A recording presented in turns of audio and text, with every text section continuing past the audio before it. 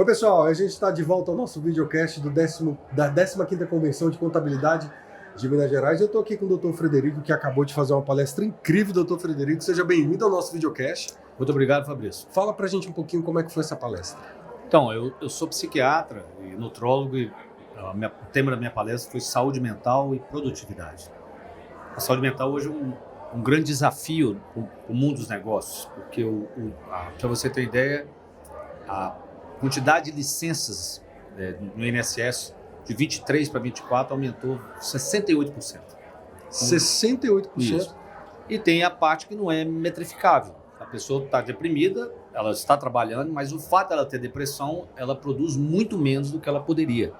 É o chamado presenteísmo. Ela está presente, mas não completamente. Esse foi o tema. Nós falamos sobre o que você pode fazer para contornar essa questão. E o que pode fazer, doutor? Porque é muito alto esse número de... Só nos resta uma coisa: trabalhar para ser uma sociedade mais resiliente. A resiliência é uma capacidade de você... Como é que você se adapta aos desafios que a vida vai te apresentar. E eu apresentei, então, dicas que todos nós podemos fazer, uma empresa pode fazer, um gestor pode estimular. A partir de uma concepção do ser humano integral, físico, emocional, mental e espiritual, o que você pode fazer em cada uma dessas dimensões para ajudar as pessoas a se tornarem mais resilientes. Doutor, enquanto o senhor falava, eu estava prestando atenção, focar um pouquinho nas redes sociais também, que foi um assunto muito recorrente aqui. Sim. As redes sociais, elas também deixam as pessoas muito depressivas. Deixam. E aí eu fico imaginando, vou pegar o Instagram, por exemplo. Uhum. Muita gente que fica rolando ali o dedo ali, né, para ver as fotos, quer muito se parecer com aquela pessoa que está ali. E ela fica horas e horas naquele movimento. Isso também faz parte de uma... Isso é um vício, igual a droga. E você falou, costumo dizer, é uma sacanagem que você faz consigo mesmo, que nós fazemos. Que não consegue largar mais o celular. Porque você está comparando o seu bastidor com o palco do outro. Ele é um palco, não é? Que não é a vida real. Então você compara a sua vida real com o palco. E isso não tem como dar certo. Você sempre vai achar que você está aquém dos outros. Só que você está se comparando com uma vida que não é a vida real do dia a dia. Sim. Então, na minha opinião, isso é que é o grande mal. Há um mal do vício de ficar olhando e de você se comparar, porque é da nossa natureza se comparar, mas você está se comparando com algo não real. Agora eu fiquei impressionado com o número de atestados, né? 68%. Afastamentos. Vamos falar um pouquinho do trabalho. Assim. O que o senhor entende desse aumento de atestados? Eu falo do ambiente corporativo que eu trabalho, tem muita gente que dá atestado. Sim. Que apresenta atestado. Isso. E eu fico pensando, será que é a falta de gerenciamento do tempo? Ou é um bombardeamento de informações? O que seria isso? A gente tem que se perguntar o seguinte: o adoecimento sempre existiu. Por que um mundo muito mais rico do que antes, porque hoje você tem 7% da humanidade vive abaixo da linha da pobreza. Há 200 anos era 95%. Então, é um mundo muito mais próspero. Uma pessoa na região mais pobre da África provavelmente tem uma vida melhor do que reis da Idade Média. No sentido de matéria, né? Sim. Você tem isso aqui, ó. Há 100 anos atrás ninguém tinha nada parecido com isso. Então isso é riqueza. O motivo é porque nós somos primeiro perdendo as nossas conexões sociais. Nós somos animais gregários. A gente andava em bando. A gente só sobreviveu porque andava em bando. Então, como a gente dissolve isso, porque a conexão que você tem por aqui, ela não é real. Não é real, assim, ela não preenche todos os seus sentidos. Você me entende? Ela é da sua visão. Mas ela, mesmo se interage com a pessoa, não é igual estar frente a frente. Então, isso nos torna mais frágeis. Esse é um ponto. A riqueza que nós temos hoje, ela nos torna mais frágeis. Porque você, cada vez, tem que lutar menos pelo básico. Então você tem gerações muito mais frágeis. Porque elas não foram frustradas. Não precisou de ser frustrada. Eu tenho 55 anos de idade, eu tinha um tênis. Quando eu tinha 6. E meu pai era um médico. Eu tinha um tênis, mas ele estudava ainda, eu tinha um tênis. Eu não sei quantos tênis meu filho tem. Né? Ou seja, mas isso mostra a riqueza do mundo. Sim. Né? Então, assim, sem querer, as novas gerações acabam tendo muito, sem muito esforço. Então elas são um pouco frustradas. Se você não é frustrado, você não cria resiliência. É igual um sistema imunológico que não é estimulado. Perfeito. Então, isso acontece hoje. Então, por exemplo, a criança, ela não brinca na terra. Ela vai sujar. Só que se ela não brincar na terra, ela não estimula o sistema imunológico dela com as bactérias. E hoje você não vê crianças brincando na terra. Não. Não vê. Né?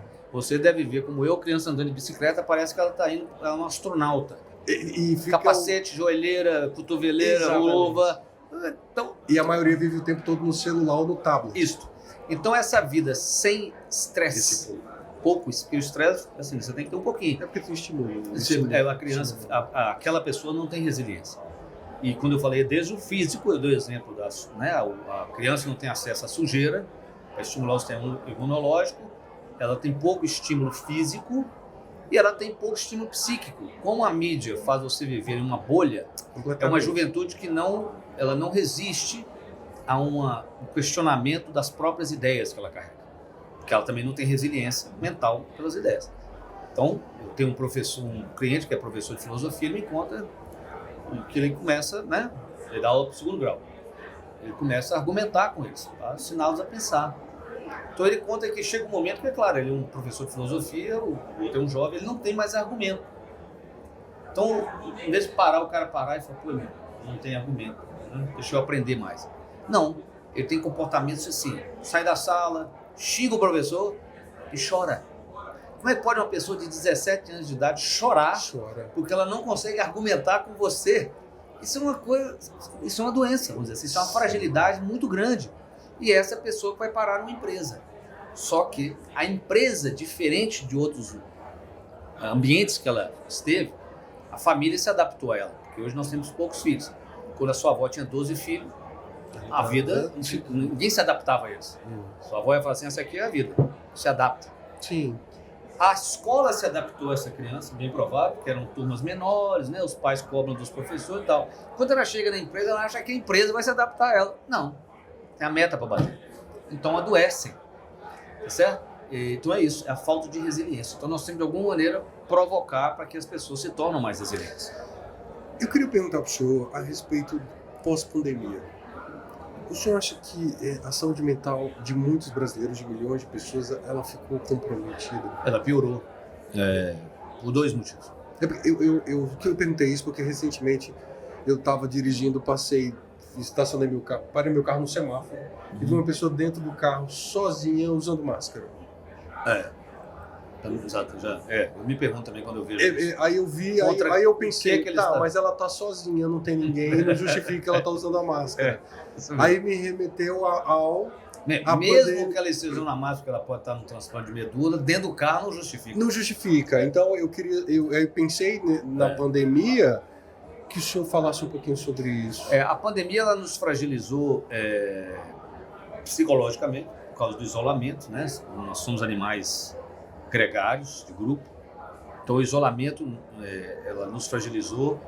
Eu costumo dizer que eu nunca tive tantas pessoas com queixas de sono depois da pandemia. Como a pessoa ficou isolada, ela não gastava energia física para ter sono. Ela podia estar trabalhando online. Então essas pessoas elas adoeciam porque o sono, a quantidade de energia o trabalho ficou tão mental e pouco interacional que chegar no final do dia ela não conseguia dormir porque ela não tinha cansaço suficiente. Então isso foi um impacto, né? E também o impacto fisiológico do vírus. Ou se você pegou o vírus ou a vacina, a proteína spike, isso hoje tem uma sigla, chama PASC, P-A-S-C. Traduzindo é o seguinte, sequela pós-viral, certo. pós-Covid. Certo. Então você desenvolve uma inflamação crônica. Por isso tem gente que a doença autoimune reativou, né? A pessoa tinha um lúpus, voltou, a memória nunca mais voltou a ser igual. Dor de cabeça, ela nunca mais respirou igual a respirar, mesmo que não tenha sido grave, não precisa ter sido um Covid grave. Certo.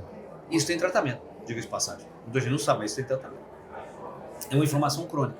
Então juntou esse aspecto psíquico, né, que fragilizou nossas mentes, e o vírus fragilizou nosso corpo.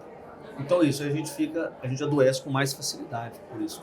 Você já percebeu que todos os vírus atuais têm assim... A pessoa tinha dengue, a sarava acabava a dengue. Hoje a pessoa fica sentindo sintoma de dengue 3 meses. ela tem dor na articulação da chikungunya 6 meses. É verdade. Então começou, eu costumo dizer que os vírus agora eles dão pós-vírus. Você não sara deles. Você fica 6 meses para sarar daquele vírus. Então, juntando essas duas coisas, e claro, esses aspectos que eu contei das gerações, da vida muito abundante e rica, então nós temos uma sociedade menos resiliente, mais fragilizada. Doutor Frederico, para encerrar, quais dicas o senhor pode nos passar para a saúde mental ficar em dia? Sim. Então, eu diria em 4 níveis, né? O físico, emocional, mental e espiritual. Se melhorar no físico, um pouquinho seu sono, um pouquinho sua alimentação, diminuir a quantidade de carboidrato, fazer jejum intermitente. Melhorar um pouquinho seu movimento, andar mais. Certo? Praticar atividade física. Praticar atividade física. Você chega na dimensão das emoções, aprender a identificar suas emoções. Perceber que cada emoção tem um padrão de respiração típico dela. Se você mudar a respiração, a emoção muda. Você tem como mudar a sua respiração. Você pode aprender a soltar o ar mais prolongadamente, se acalma. Na dimensão da mente, você atentar para... e na emoção também, eu diria, cuidar das suas relações interpessoais. Voltar a se conectar às pessoas que você ama, estar mais tempo com elas. Na dimensão da mente, cuidar da sua atenção. Não fragmentar a sua atenção com multitarefa. Quando você está aqui, você está aqui fixa inteiramente. Não perder a atenção. Isso, você praticar isso, de estar inteiro e com a sua atenção plena onde você estiver. E na dimensão do espírito, ter uma visão de um legado, de algo no futuro que te puxe, que te ajuda a superar então os desafios presentes. E isso precisa ser um pouquinho de cada coisa. As pessoas às vezes falam assim, mas eu não tenho tempo para fazer 1 hora de atividade física por dia. Quem disse que você tem que fazer 1 hora? Começa fazendo 10 minutos. Aí a pessoa fala para mim assim, isso é muito pouco, doutor. Eu falo isso mesmo. É para você ter vergonha de não fazer. É tão pouco que você tem vergonha. Então, comece. Essas são as dicas. Com isso, você vai aumentar a sua resiliência e a sua probabilidade de adoecer vai diminuir. Doutor Frederico, que papo necessário, viu? Muito, muito, muito obrigado por esses esclarecimentos obrigado, tão importantes nessa sociedade de tanta informação que a gente recebe no dia a dia. Nós somos bombardeados 24 horas por diversas informações. E o celular, eu vou atrelar o celular, que é um dos mais responsáveis por isso. Com certeza. E a pessoa vai dormir, leva o celular. A pessoa vai ao banheiro, leva o celular. Ela deixa o celular aqui, volta de novo. Isso se tornou a doença, a saúde mental não vai ficar boa nunca. Então a fragmentação da atenção nos adoece, que é isso aqui. Eu estou aqui com você, eu fragmentei, né? Eu parei aqui, aí eu volto. Quebrou minha atenção. Exatamente. Mais uma vez, muito obrigado por participar do nosso videocast. Valeu. E a gente se vê amanhã, no dia 6, com mais videocast para todos vocês. Até mais. Tchau.